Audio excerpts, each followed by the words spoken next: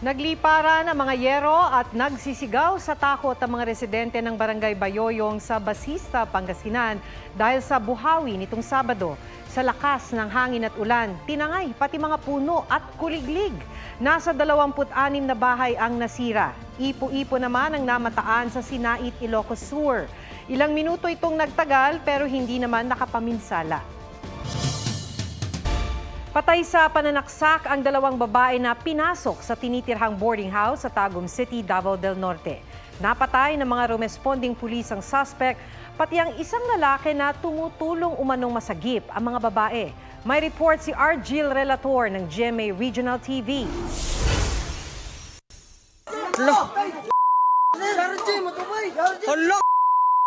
Umalingaw-ngaw ang mga putok ng baril sa operasyon ng pulisya sa Tagum City, Davao del Norte. Ang target ng operasyon, ang security guard na nanaksak umano sa 2 babaeng tenant sa boarding house. Wala na silang buhay nang datnan ng pulisya.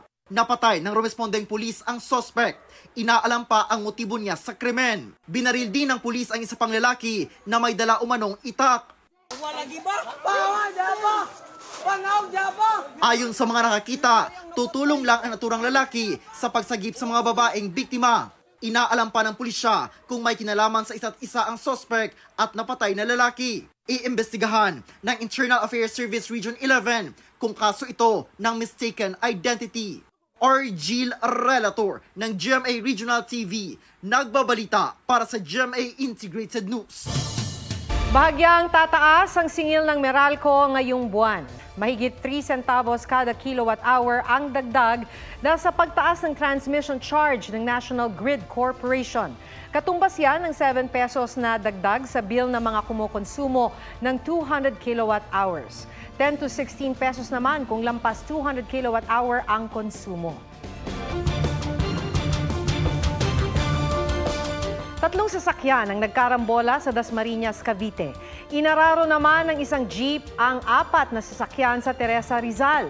May spot report si EJ Gomez. Yung guys, nawala ng preno yung jeep. Dami na bangga. Inararo ng pampasaherong jeep ang 2 motorsiklo, L300 at kotse sa Teresa, Rizal. Ayon sa pulisya, nawala ng kontrol ang driver ng jeep. Dahil nung naratingan ng jeep, daming sakay. Tumigil ang jeep nang bumangga sa likod ng isang truck. Nakipag-usap na ang jeepney driver sa mga biktima.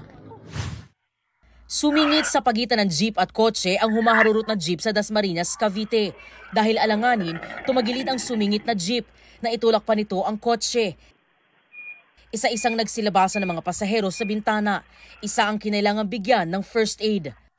Sa San Fernando, Camarines Sur, sumalpok ang isang MPV sa isang trailer truck.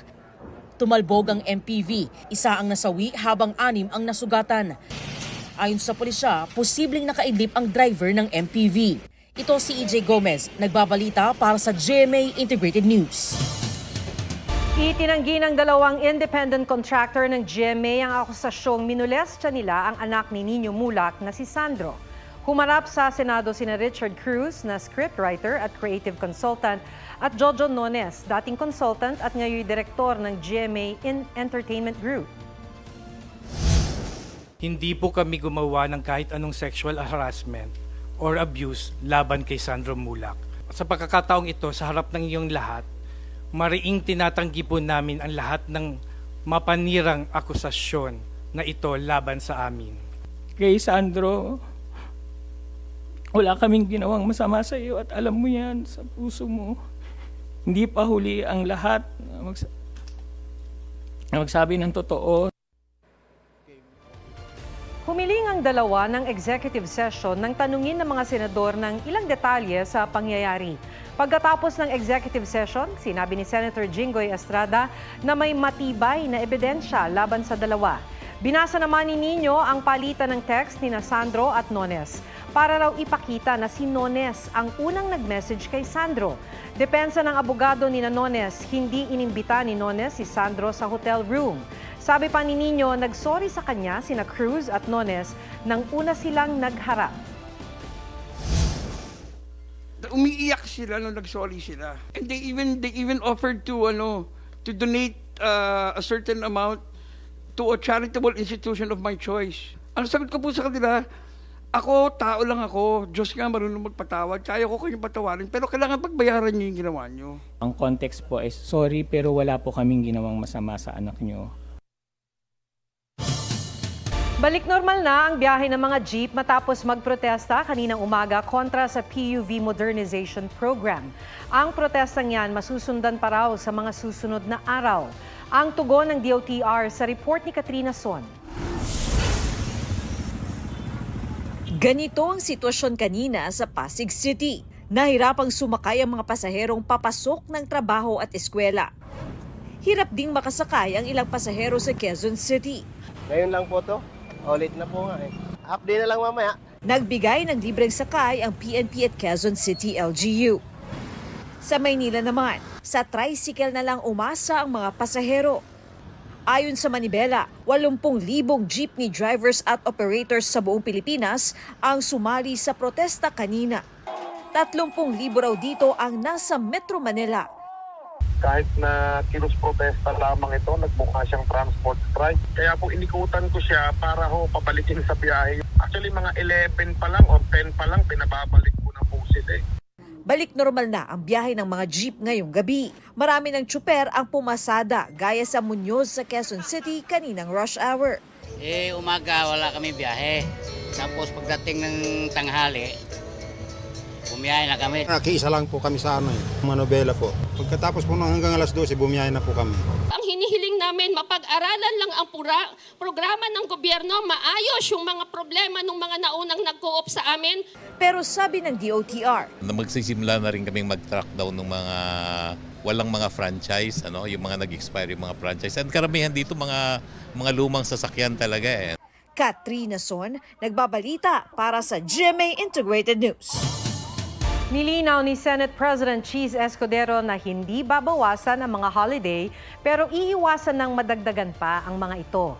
Ang puntirya raw ng Senado ang mga panukalang dagdag holiday sa mga munisipalidad, gayong may umiiral ng provincial o municipal holiday.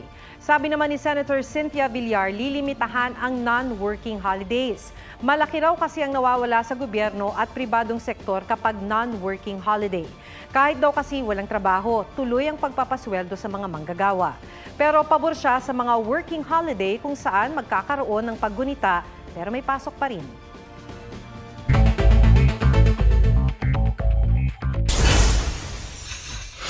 Batang lalaki sa Matnog, Sorsogon, aksidenteng napana sa noo ng kanyang kalaro. Tagumpay na natanggal ang pana sa ospital. Maayos na ang lagay ng bata. Video ng pag-alis ni Vice President Duterte palabas ng bansa sa gitna ng pananalasan ng bagyo at habagat, hindi raw galing sa CCTV ng Manila International Airport Authority. Gate ni Transportation Secretary Jaime Bautista, walang kamera sa lugar kung saan nakuna ng bise. Mga empleyado ng gobyerno matatanggap ang unang bugso ng dagdag sahod ngayong taon. Buong lalawigan ng Batangas sinailalim na sa state of calamity dahil sa malawakang epekto ng African Swine Fever. Joseph Morong nagbabalita para sa GMA Integrated News.